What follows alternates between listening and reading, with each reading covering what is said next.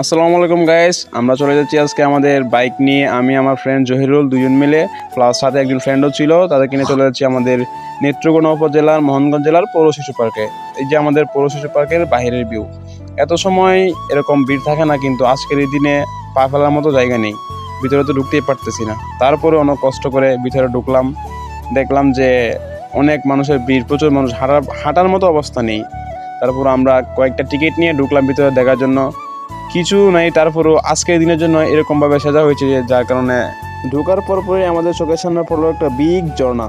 ঝর্ণাটা এতটুকু অসম ছিল, যার কারণে লাইটিং সিস্টেম ও পানির ঝর্ণার কারণে অনেক ভালো লাগছে। আশেপাশে প্রচুর মানুষের ভিড় ছিল। এই ঝর্ণার সৌন্দর্য দেখে ছেলেমেয়েরা অনেক সেলফি তুলতেছিল, আমরাও তুললাম তাদেরকে দেখে, অনেক এনজয় করলাম, ভালো লাগছে।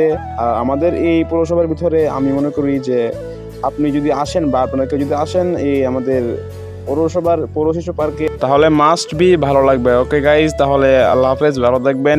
এবং আমাদের এই পৌর পার্কের জন্য এবং ভিজিট করার জন্য আমন্ত্রণ রইল।